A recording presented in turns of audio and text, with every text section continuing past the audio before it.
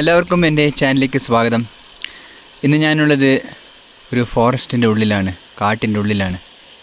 ഇതാണ് പാമ്പാടും ചോല, മൂന്നാറിലെ ഒരു ചെറിയൊരു നാഷണൽ പാർക്കാണ് പാമ്പാടും ചോല നാഷണൽ പാർക്ക്. അപ്പോൾ അവിടുത്തെ കാട്ടിൽ ഒരു ദിവസം സ്റ്റേ ചെയ്യാനാണ് ഞാനിവിടെ വന്നിരിക്കുന്നത്. ഈ സ്റ്റേയിൻ്റെ പേരാണ് മഡ് ഹൗസ്, മണ്ണ് കൊണ്ട് ഉണ്ടാക്കിയ ഒരു വീട്. അപ്പോൾ ഇവിടെ ഒരു ദിവസം സ്റ്റേ ചെയ്യാനാണ് ഞാൻ പോകുന്നത്. അപ്പോൾ നമുക്കിതിൻ്റെ കാഴ്ചകളിലൊക്കെ മൂന്നാറിലത്തെ തന്നെ ഏറ്റവും ചെറിയ ഒരു നാഷണൽ പാർക്കാണിത്. ഇത് സ്ഥിതി ചെയ്യുന്നത് ടോപ്പ് സ്റ്റേഷനിൽ നിന്നും വട്ടവട പോകുന്ന വഴിക്കാണ്. ടോപ്പ് സ്റ്റേഷനിൽ നിന്ന് ഒരു 1 കിലോമീറ്റർ 2 കിലോമീറ്റർ റേഞ്ചിലാണ് ഈ നാഷണൽ പാർക്ക് സ്ഥിതി ചെയ്യുന്നത്. ഇത് എനിക്ക് തോന്നുന്നത് വളരെ കുറച്ച് ഏക്കർ സ്ഥലം മാത്രമാണുള്ളത്.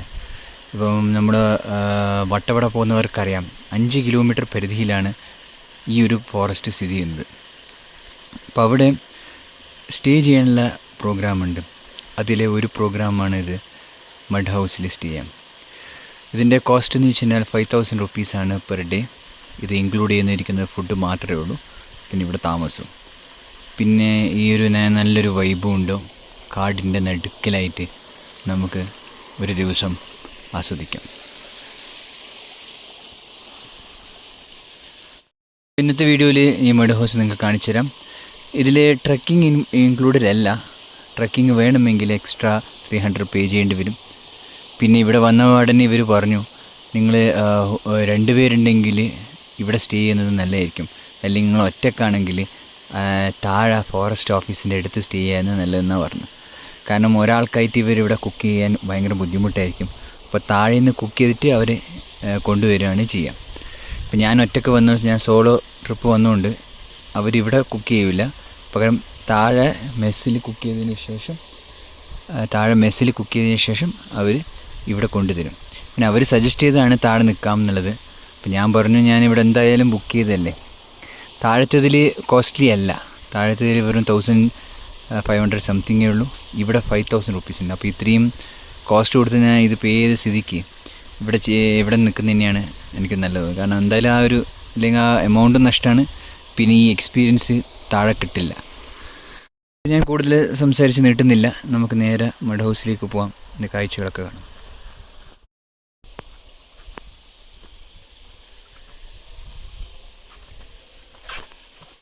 മഡ് ഹൗസ് 2 റൂം ഉണ്ടെങ്കിലും ഇവർ ഒരു റൂം മാത്രമാണ് കസ്റ്റമറിന് തുറന്നു കൊടുക്കുന്നത്. മറ്റേത് എമർജൻസി സിറ്റുവേഷനിൽ ഫോറസ്റ്റ് ഓഫീസേഴ്സൊക്കെ വരും. ഇപ്പോൾ ഇതിൻ്റെ മുകളിൽ വേറെ ടൈപ്പ് റൂംസ് ഉണ്ട്, ലോഗ് ഹൗസ്. അത് കുറച്ചുകൂടി വിശാലമായ റൂമായിരിക്കും, പക്ഷേ അതിൻ്റെ റേറ്റ് പെർ ഡേ 8000 മേലെ ഉണ്ടാവും. അപ്പോൾ അതാകുമ്പോൾ ഇതിൻ്റെ മുകളിലായിട്ട് വരും, അപ്പോൾ നല്ല വ്യൂ ഉണ്ടാവും, കുറച്ചുകൂടി വ്യൂ കിട്ടും. ഇവിടെ വ്യൂ കുറവായിരിക്കും എന്നാണ് പറഞ്ഞത്, പക്ഷെ അങ്ങനെയില്ല, നമുക്ക് ലോഗ് ഹൗസ് വരെ നടന്നിട്ട് ഒക്കെ പോകാം. ഈ കാടിലേക്ക് പോകാൻ പ്രൊഫഷൻ ഇല്ലയെന്നേ ഉള്ളൂ. നമുക്ക് ഇവിടുന്ന് പോയിട്ട് ആ ഒരു സ്റ്റേ പോയി കാണാം. ഇത് ഇവരുടെ കിച്ചണാണ്. ഞാൻ പറഞ്ഞ പോലെ കൂടുതൽ ആൾ വന്നു കഴിഞ്ഞാൽ ഇവർ കിച്ചൺ തുറന്നിട്ട് ഇവിടെ തന്നെ കുക്ക് ചെയ്യും. പക്ഷേ ഞാൻ സോളോ ആയിട്ട് വന്നതുകൊണ്ട് ഇവിടെ കുക്കിംഗ് ഒന്നും ഇപ്പോൾ ഇല്ല. ഇതാണ് റൂം. മഡ് ഹൗസ് പേര് പറഞ്ഞ പോലെ മണ്ണ് കൊണ്ടുണ്ടാക്കിയ റൂമാണ് കേട്ടോ. ഇതാണ് ചെറിയൊരു സെറ്റപ്പാണ്.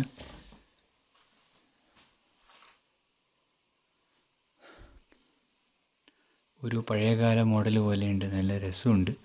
ഞാൻ പറഞ്ഞില്ല, ഈ ഫോറസ്റ്റ് ഇവിടെ ഒരു കാടിനുള്ളിൽ സ്റ്റേ ചെയ്യുന്ന ഒരു എക്സ്പീരിയൻസ്, ആ ഒരു വൈബാണ് ഇതിലേറ്റവും വലുത്. അറ്റാച്ച്ഡ് ടോയ്ലറ്റ് ഉണ്ട്, വെള്ളമൊക്കെ പ്യുവർ വാട്ടർ ആയിരിക്കും. അത്യാവശ്യം നല്ല ടോയ്ലറ്റൊക്കെയാണ്. ഈ ലൈറ്റ്, ഇവിടുത്തെ കാര്യം പറയുന്നത് ഈ ലൈറ്റൊക്കെ സോളാർ ലൈറ്റാണ്. അതുകൊണ്ട് മാക്സിമം ഇത് ഉപയോഗിക്കുക, അതായത് കറണ്ടൊക്കെ വളരെ സൂക്ഷിച്ച് ഉപയോഗിക്കുകയുള്ളൂ. അപ്പോൾ അതിന് അനാവശ്യമായിട്ട് ലൈറ്റൊക്കെ ഓണാക്കി വെച്ച് കഴിഞ്ഞാൽ ഇവിടുത്തെ സോളാറിൻ്റെ ചാർജ് തീർന്നു കഴിഞ്ഞാൽ പിന്നെ രാത്രി ഭയങ്കര ബുദ്ധിമുട്ടായിരിക്കും. രാത്രി എന്തായാലും ഫോറസ്റ്റ് ഓഫീസർ സ്റ്റേ ചെയ്യും, കാരണം ഇവരുടെ നിയമപ്രകാരം കാടിനുള്ളിലൊരു ഫോറസ്റ്റ് ഗൈഡ് ഇല്ലാതെ നമുക്ക് പോകാനേ പറ്റില്ല.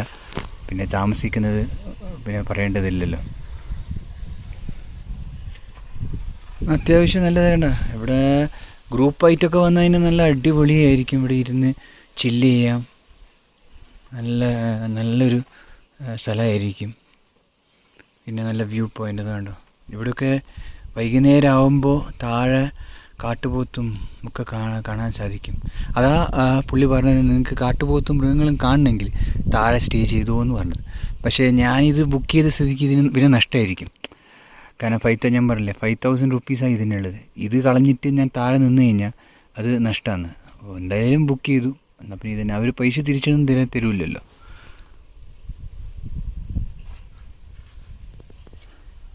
ഇതാണ് ട്രക്കിംഗ് പോകുന്ന വഴിയാണ്. അപ്പോൾ ഇതിന് ഇവർ പറയുന്നത് എക്സ്ട്രാ, ഞാൻ വിചാരിച്ചത് ഇൻക്ലൂഡഡ് ആണെന്ന് വിചാരിച്ചു. ട്രക്കിങ് സാധാരണഗതിയിൽ നെല്ലിയാമ്പതിയിലും ഈ പറയുന്ന തേക്കടി ഫോറസ്റ്റിലൊക്കെ ശരിക്കും ട്രക്കിംഗ് ഉൾപ്പെടുത്തുന്നുണ്ട്. പക്ഷേ ഇതിലില്ല. ഞാൻ പറയുന്നത് വെച്ചുകഴിഞ്ഞാൽ ഇതിൻ്റെ കോസ്റ്റൊക്കെ ഇവർ കുറക്കുന്നത് കുറച്ചുകൂടി നന്നായിരിക്കും. കാരണം എന്ന് വെച്ച് കഴിഞ്ഞാൽ നമ്മൾ ടൂറിസം സപ്പോർട്ട് ചെയ്യാനാണല്ലോ വേണ്ടത്. ആളുകളെ കൺട്രോൾ ചെയ്താൽ മതി. ആളുകൾ ഫോറസ്റ്റ് കയറാതിരിക്കാനും പ്ലാസ്റ്റിക് കൊണ്ടുവരാതിരിക്കാനുള്ള കൺട്രോൾ എന്തായാലും അവർ കുറച്ച് കോസ്റ്റ് കുറക്കുന്നത് നന്നായിരിക്കും എന്ന് തോന്നുന്നു. എൻ്റെ ഒരു സജഷനാണ്.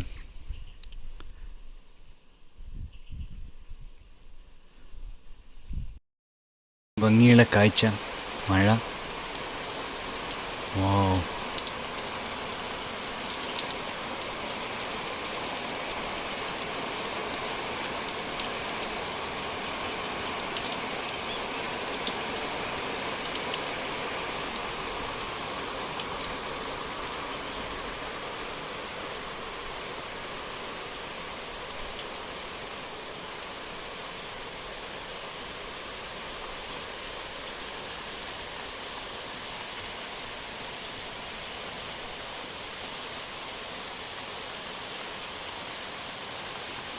അതിലൂടെ ആ ഒരു കാടിൻ്റെ ഇത് തന്നെ.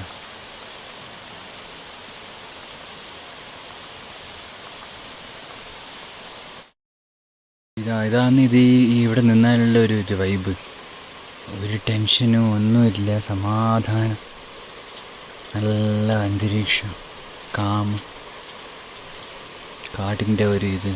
നമ്മൾ സൈലൻ്റായിട്ട് ഇരിക്കുമ്പോൾ അതിൻ്റെ ആ ഒരു സുഖം വേറെ തന്നെ.